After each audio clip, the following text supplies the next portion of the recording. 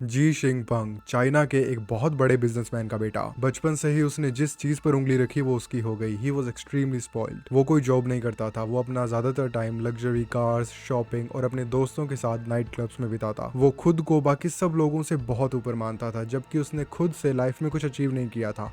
He was very arrogant। पर एक दिन एक नाइट क्लब में ये एक ऐसी लड़की से मिला जिसने सब कुछ बदल दिया। जी कैशिन। कैशिन से मिलने के बाद सडनली जी का बिहेवियर इंप्रूव होने लगा। वो सबकी रिस्पेक्ट करने लगा। He completely changed himself। He was in love। उसने इस लड़की को लग्जरी गिफ्ट्स दिए, एक्सपेंसिव रेस्टोरेंट्स में लेके गया, और इतना ही नहीं, उसने उसे शादी के लिए प्रपोज भी कर दिया। और कैशिन ने भी कॉलेज से ड्रॉप लेकर उससे शादी कर ली। वो दोनों बहुत खुश थे and they were also blessed with a baby girl. पर अनफॉर्चुनेटली 24 मार्च 2013 को सब कुछ खत्म हो गया। रात को उन दोनों के अपार्टमेंट से जोर जोर से चीखने की आवाजें आ रही थी। जब उनके बेडरूम का गेट खोल के देखा तो कैसी नीचे जमीन पे पड़ी थी और जी के हाथ में एक नाइफ था और वो अपनी वाइफ को उस नाइफ से रेपिटेडली स्टैब किया जा रहा था। ऐसा लग रहा था जैसे ही वाज पोजेस्ड। उस बेचारी का चेहरा इतनी बुरी तरह से डिसफिगर हो गया था कि वो पहचान में ही नहीं आ रही थी। She was stabbed 60 times.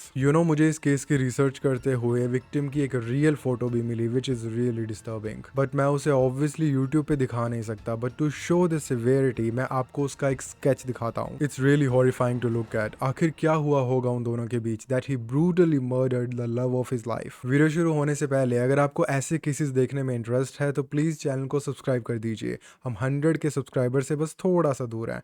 मेरा नाम है रायू गोल्ड और आज का केस है ची कैशिन के हॉरिफाइंग मर्डर पे।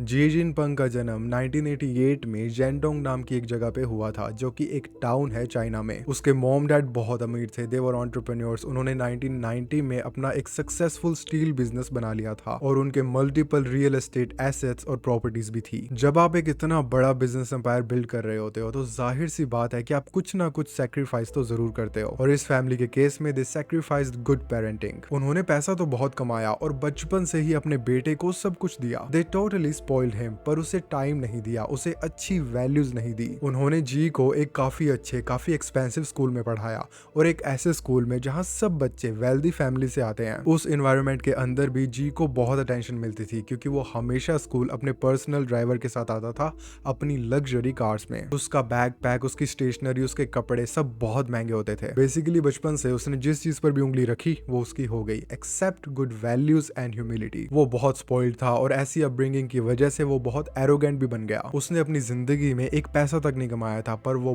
बहुत घमंडी था। और ऑनेस्टली ऐसे बिहेवियर के लिए हम उसे फुल्ली ब्लेम भी कैसे करें, क्योंकि उसके पापा हमेशा बिजनेस ट्रिप्स पे रहते थे और उसकी मॉम घर पर अपनी फ्रेंड्स के साथ पार्टीज में बिजी रहती थी या बोर्ड गेम्स में। उसकी लाइफ में बचपन से ही कोई नहीं था जो उसे सही गाइडेंस दे। वो स्कूल में भी सब बच्चों से लड़ाइयां करता रहता। उसके स्कूल के ही एक बच्चे ने बताया कि एक दिन जी ने उसे बहुत मारा और उसकी घड़ी भी तोड़ दी, जिसके चलते जी को एक दूसरे स्कूल में ट्रांसफर कर दिया गया था। और जब वो 17 साल का था तो वो अपने दोस्तों के साथ एक सोना में गया था, और वहां पर भी उसने बहुत तोड़फोड़ की और डिस्टर्बेंस क्रिएट की, जिसकी वजह से वो अरेस्ट भी हो गया था।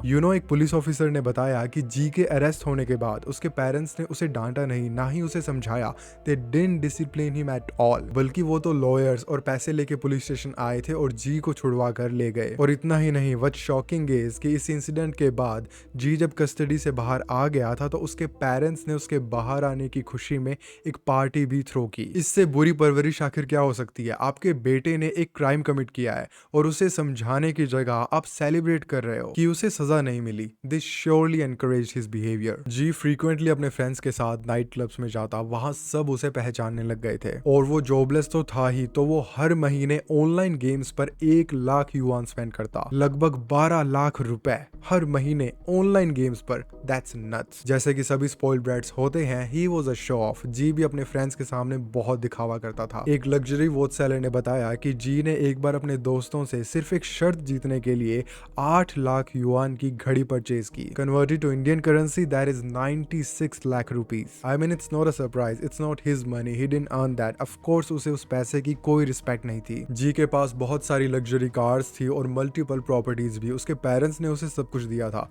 और जैसे जैसे जी बड़ा होने लगा दे स्टार्टेड टू वरी। जी वो शॉर्ट टेम्पर्ड, एंटाइटल्ड, उसके पास कोई जॉब नहीं थी और वो पानी की तरह पैसा बहा रहा था। किसी भी माँ बाप को चिंता होने लगेगी, पर ये सब जल्द ही बदलने वाला था, क्योंकि एक दिन उसकी जिंदगी में जी कैजिन नाम की एक लड़की आई। अप्रैल 2011 में जी एक रात अपने दोस्तों के साथ एक क्लब में था। उस रात उसने बहुत पी हुई थी और नशे की हालत में वो गलती से अपने कैरियोके रूम में जाने की जगह साथ वाले प्राइवेट कैरियोके रूम में घुस गया और वहां गाना गाते हुए एक आदमी से माइक छीन कर गाना गाने लगा। जी बदतमीज तो था ही, तो उसकी उस रूम में बैठे हुए ग्रुप से बहस होने लगी और बात फिजिकल कन्फ्रंटेशन पे आने वाली थी कि तभी उस ग्रुप के अंदर जी को एक काम सूदिंग आवाज सुनाई दी। जी कैजिन की। उसने जी से प्यार से डिप्लोमेटिकली बात की और सिचुएशन को डिफ्यूज करने की कोशिश की। जी जिंगपंग, जो किसी की बात नहीं मानता था, वहां बदतमीजी कर रहा था, दूसरों को अपने से नीचा समझता था। वो सरप्राइजिंगली इस लड़की के सामने चुप था। वो उस लड़की की बात ना सिर्फ सुन रहा था पर मान भी गया। He was enamoured bye her beauty. इस ऑकवर्ड बट फिल्मी इंट्रोडक्शन में जी कैजिन को काफी पसंद करने लगा था। उसने कैजिन से माफी मांगी और उससे उसका फोन नंबर भी ले लिया। अगले कुछ दिन वो दोनों टेक्स्ट करने लगे, कॉल्स पर बातें करने लगे और जी कैजिन को एग्रेसिवली परस्यू करने लगा। He used his money and charm to impress her.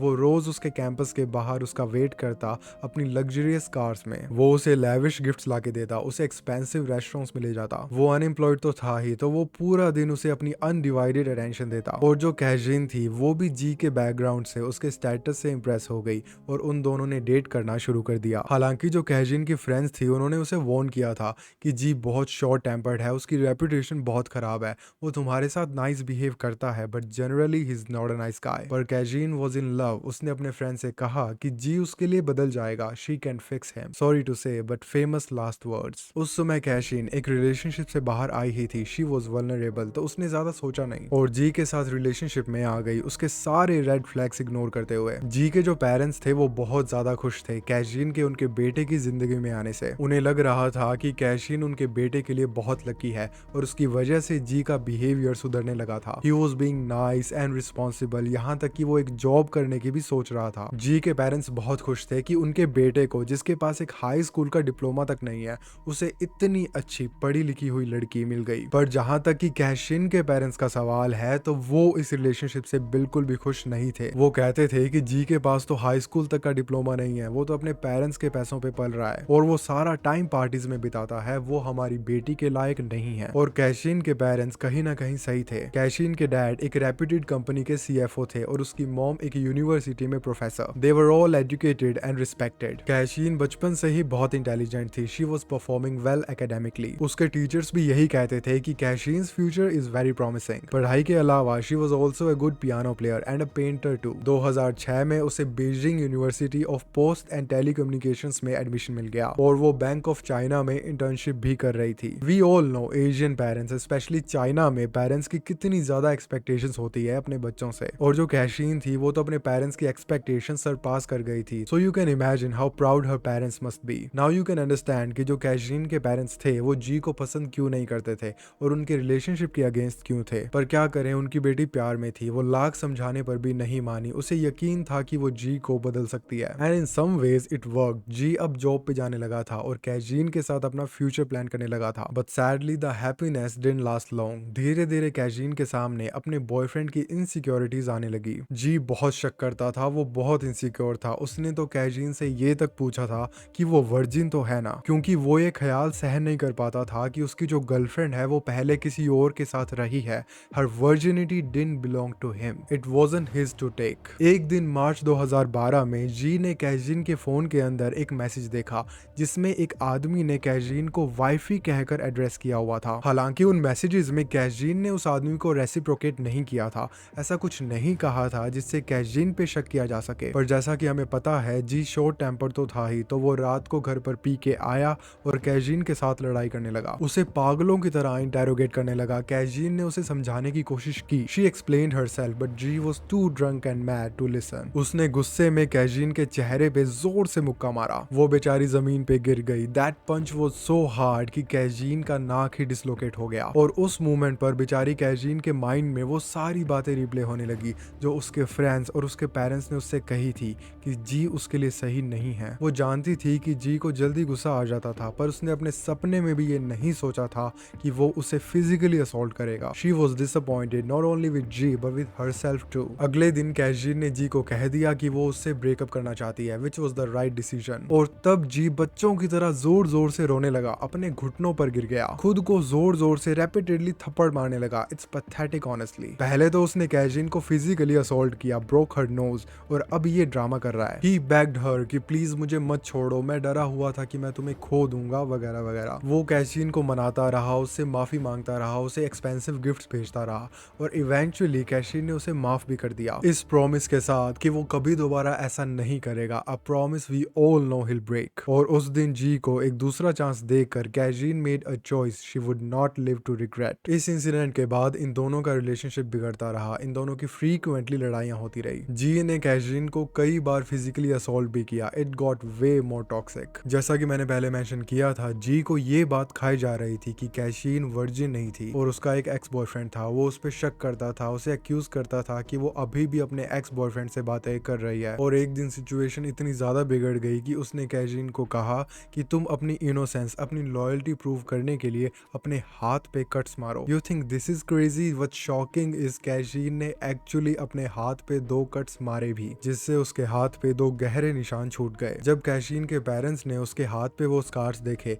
तो उन्होंने उसे डांटा, समझाया कि वो प्लीज जी को छोड़ दे, क्योंकि कैजिन ने कभी भी पहले सेल्फ हार्म नहीं किया था। She was a happy bubbly girl. उसके पेरेंट्स ये जानते थे that Ji is ruining their daughter but sadly they were helpless. और मुझे भी ये समझ में नहीं आ रहा है कि इतनी टॉक्सिसिटी, इतने अब्यूज के बाद भी कैजिन ने जी को क्यों नहीं छोड़ा। इस कट्स वाले इंसिडेंट के कुछ महीने बाद ही कैजिन को ये पता चला कि वो प्रेग्नेंट है। प्रेगनेंसी की न्यूज सुनने के बाद जी बहुत खुश हो गया था और उसने कैजिन को शादी के लिए प्रपोज भी कर दिया। थोड़े दिनों के लिए Ji was like a changed man, तो कैजिन ने भी शादी के लिए हाँ कर दी। और इतना ही नहीं, वो अपनी यूनिवर्सिटी में गई जहां वो 3rd ईयर में थी, और उसके पेरेंट्स के लाख मना करने के बावजूद उसने उस यूनिवर्सिटी से ड्रॉप ले लिया। उसका एकेडमिक करियर वहीं रुक गया। इवन उसके प्रोफेसर्स ने भी उसे समझाने की कोशिश की, because she was such a bright student with a promising future, पर वो नहीं मानी और उसने पढ़ाई लिखाई छोड़ के जी से शादी कर ली। They had an extravagant wedding which is not surprising considering Ji के पेरेंट्स कितने अमीर थे और कैशिन की फैमिली भी वेल ऑफ थी। बाय द वे, जो जी के पेरेंट्स थे वो इस शादी से बहुत ज्यादा खुश थे। उन्हें तो यकीन ही नहीं हो रहा था कि उनके बेटे ने इतनी अच्छी लड़की से शादी कर ली। बाय द वे, इस पूरे सिनेरियो में जी के पेरेंट्स की कोई गलती नहीं थी।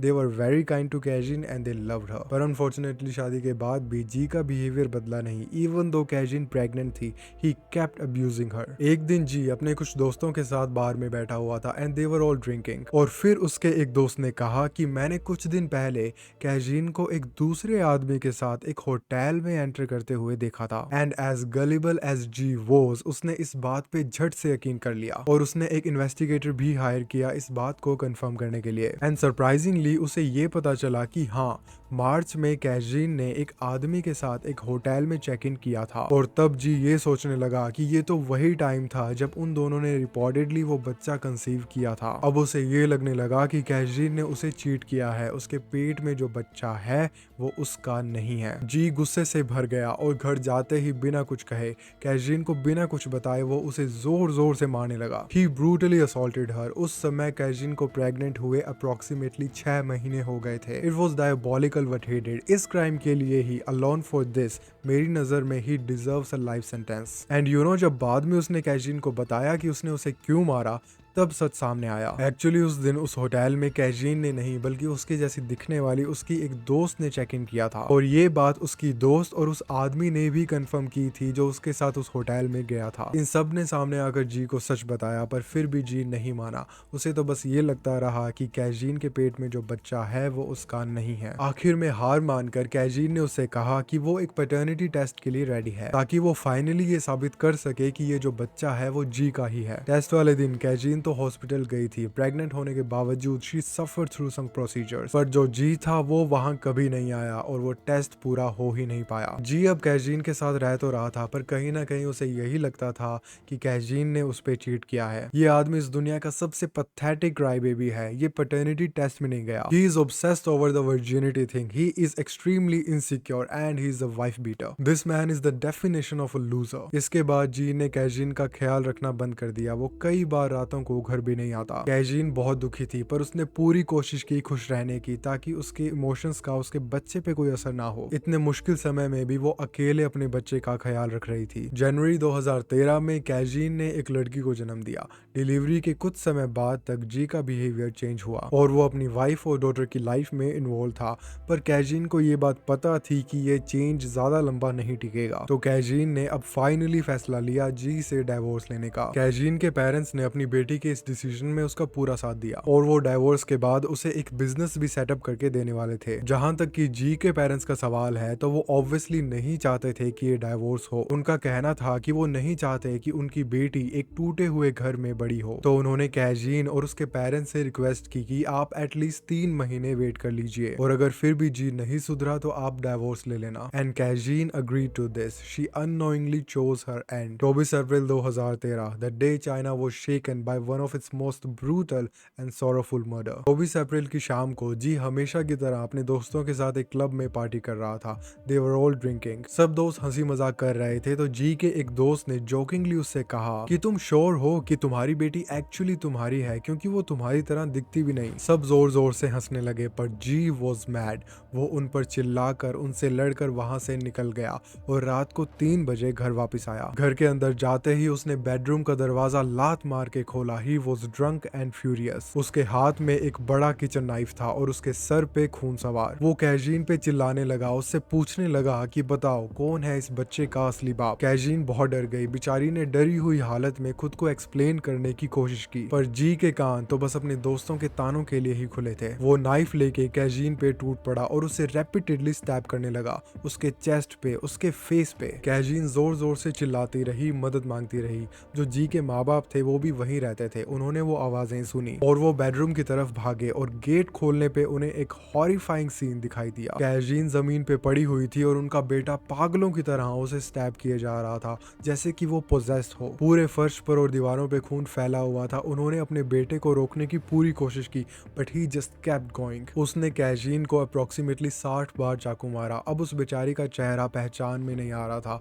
हर face was completely disfigured. It's hard to believe कि कोई अपनी ही वाइफ के साथ जिसे वो एक टाइम पे इतना प्यार करता था ऐसा कैसे कर सकता है। जी के पेरेंट्स ने पुलिस को कॉल किया। कैजीन को हॉस्पिटल ले जाया गया पर इतने ब्रूटल अटैक के बाद उसका बच पाना इम्पॉसिबल था। वो हॉस्पिटल में ही मर गई। रिपोर्टेडली कैजीन के जो पेरेंट्स थे वो वहाँ ऑपरेशन वार्ड के बाहर बेहोश हो गए। वी कांट इवन इमेजिन अपनी बेटी को उस हालत में देखकर उन माँ बाप पे क्या बीती होगी। वो हमेशा से जानते थे कि जी उनकी बेटी के लिए सही नहीं है पर वो इस हद तक गिर जाएगा ये तो उन्होंने भी नहीं सोचा था। जब पुलिस ने जी को अरेस्ट किया था तो वो अपनी वाइफ कैजीन की बॉडी के पास बैठा था और उनके आसपास 3-4 ब्लडी नाइफ पड़े थे। 4 नवंबर 2013 को जी का मर्डर ट्रायल शुरू हुआ। इस केस को मीडिया में काफी कवरेज मिली थी। द होल कंट्री वो शॉक। कोर्ट के बाहर काफी लोग जमा हुए थे कैजीन के लिए जस्टिस डिमांड करते हुए। कैजीन की कजन भी कोर्ट के बाहर खड़ी थी कैजीन की फोटो लेके और उसकी फैमिली भी वहां थी जी के लिए डेथ सेंटेंस की डिमांड करते हुए। कोर्ट के अंदर जी ने खुद को बचाने की पूरी कोशिश की। वो बार बार अपनी स्टेटमेंट चेंज करता रहा। अरेस्ट होने पे तो उसने अपना क्राइम कन्फेस कर लिया था पर बाद में वो कहने लगा कि उसने ये मर्डर सेल्फ डिफेंस में किया है। उसने खुद को मेंटली अनस्टेबल प्रूव करने की भी कोशिश की बट ही फेल्ड मिजरेबली और एंड में 18 अप्रैल 2014 को जी को डेथ सेंटेंस मिला and in my opinion he deserved nothing less. You know even jail के अंदर भी उसका जो वायलेंट बिहेवियर था वो वर्स होता रहा। एक बार उसने एक फेलो प्रिजनर के ऊपर बॉइल्ड मिल्क फेंक दिया था जस्ट बिकॉज उस प्रिजनर ने टीवी की वॉल्यूम बढ़ा दी थी। ऐसे ही जी ने वहां प्रिजन में कई इनमेट्स को असॉल्ट किया जिससे ये साबित हो गया कि जी माफी के लायक नहीं है। He can't be reformed and on 24 November 2020 Ji Jingpeng was executed. अगर आपको मेरी नरेशन पसंद आई हो तो प्लीज़ मुझे इंस्टाग्राम पे फॉलो ज़रूर कर लेना। इस वीडियो को लाइक एंड शेयर ज़रूर करना। इस चैनल को सब्सक्राइब कर देना और मैं आपसे मिलता हूँ अगली बार एक नए केस के साथ।